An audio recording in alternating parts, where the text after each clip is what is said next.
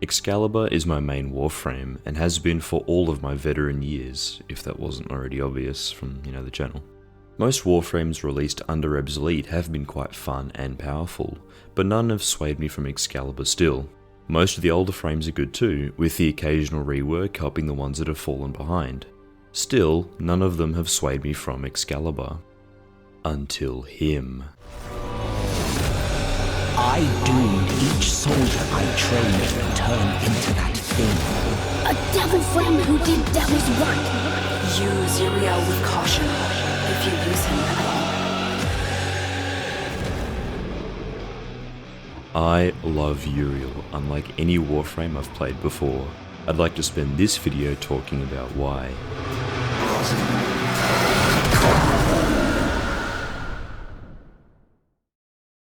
Let's start with Uriel's aesthetic. I would say 10 out of 10 no notes, but I do in fact have many notes. Uriel's design is so peak it makes Mount Everest look like the pissed snowman from Smiling Friends, the Christmas episode. The red and grey colours, the scorched and cracked skin, and the fiery emissive lighting all complement each other perfectly to make Uriel look like he's fresh off the boat from hell. This pairs well with his devil imagery. The horns, the tail, and the hooves, making for a clear and iconic silhouette. Uriel is the first and currently only Warframe in my arsenal who I have felt no desire to fashion, and I have every Warframe. I couldn't think of any way to improve his base design, nor could I make anything that I thought looked better, so I left him as he is by default. Actually no wait, I did make a fashion for him. Hang on, look at this, ready? Yes, agile animation, let's go. As well as a perfect default look, I think my hesitation to fashion him comes from wanting him to look not just like a Uriel or my Uriel, but the canon Uriel. I'm talking about the one that the operator uses in the old piece. When I look at my Uriel and I see the frame that did all this... Phyllis! You'll let me in, little piggy! He feels so much cooler. The sound design only adds to the experience. The way he growls like an animal, and the way his abilities sound so fiery and explosive and angry. The cherry on top is his Void Tongue curse that sounds so cool he needs Jade's passive to hold all that aura.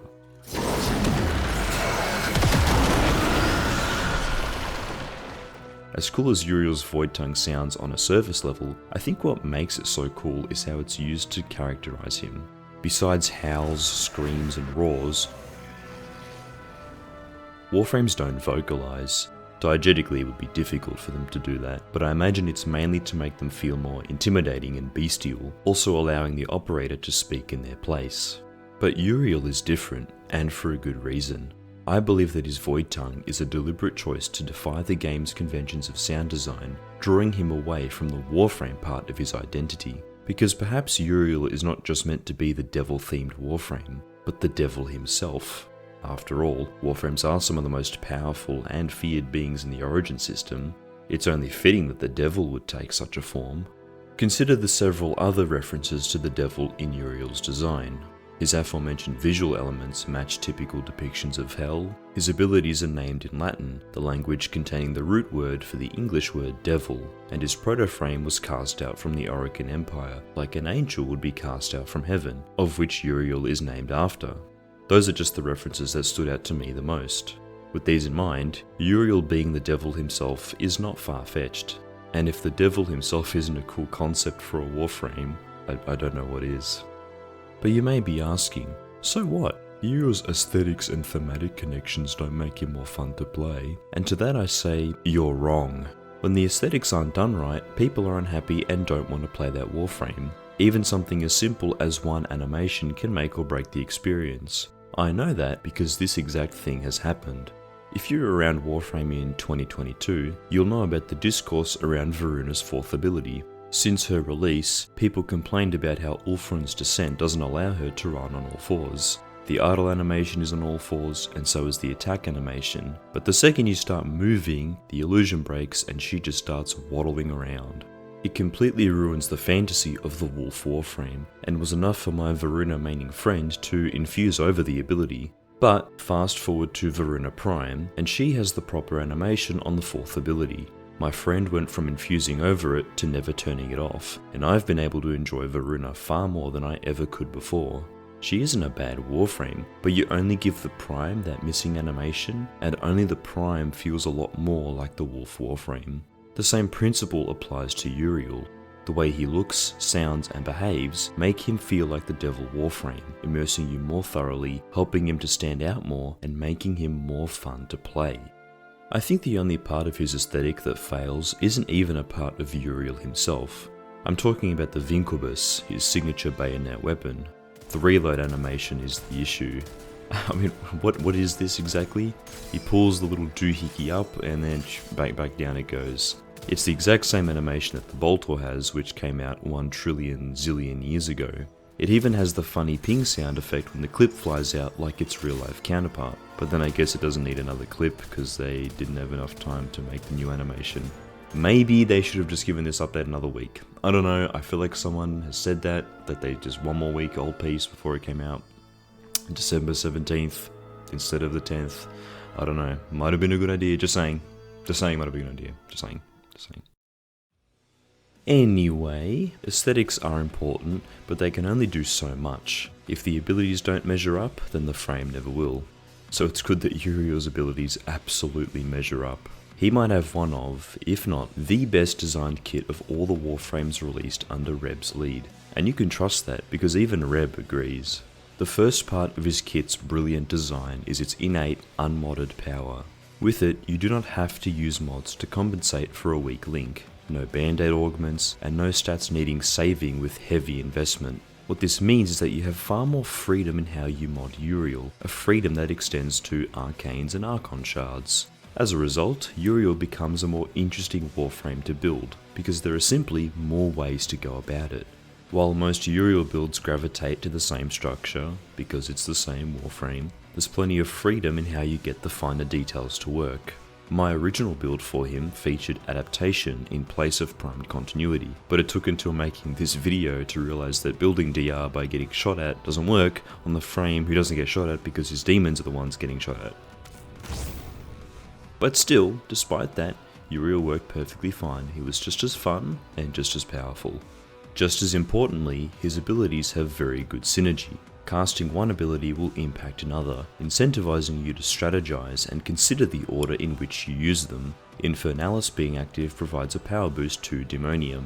Remedium heals Uriel and his demons, a valuable tool when Demonium and enemy fire will hurt the demons, considering their heightened threat level. Demonium helps to increase damage dealt and provides crowd control, but does a better job of that if Infernalis is active and the demons are alive. It also helps to accelerate the charge of Brimstone, respond to the demons, and utilize Demonium well, and Uriel is rewarded with his fourth ability, a huge burst of flames that deals breathtaking damage in mere seconds. Quick side note, but Infernalis is definitely my favourite flight ability in the game. It doesn't give you as much control as others, but there's more fun in making it work because of that. Timing the launch into the air, getting the steering right, refreshing it mid-air using aim glide, and landing it perfectly when you want to stop. It's awesome. You're asked to engage with the controls beyond basic movement, making it more satisfying when you do it right. On top of good synergy, Uriel's passive enhances his kit in a very powerful way, a way that many other passives, unfortunately, do not. What makes his passive so much better is that it's always contributing to and assisting Uriel's active abilities. Take Excalibur for example, my main. Should you not use a small selection of sword types or the Exalted Blade, his passive simply does nothing. Not that it was any good anyway, because 10% damage and attack speed. Yeah, that's great, mate. That's great. Oh my god.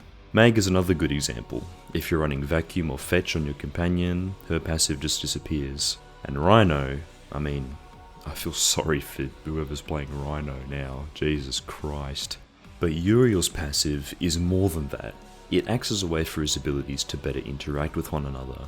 It improves his damage dealing and crowd control, grants a unique form of survivability, and justifies the power of his fourth ability. His passive demonstrates an important shift in the design of passives since their introduction. Rather than being some gimmick slapped on top of the frame, it's an integral part of Uriel that meaningfully affects how you play him. An extra 10% damage and attack speed will not affect your use of Excalibur's Exalted Blade. But the actions of Uriel's demons will influence your priorities in a fight. All of this comes together to make the Uriel experience one that is unique, engaging, and most importantly, fun. And that just about wraps up my thoughts.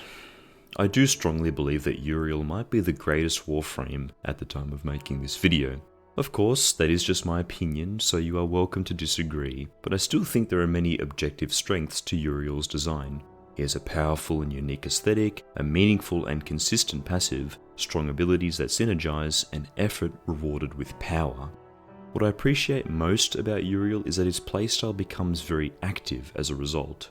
He is undoubtedly a damage dealer, but the way you go about it is actually interesting, as opposed to pressing one button over and over again and nuking the whole room mindlessly.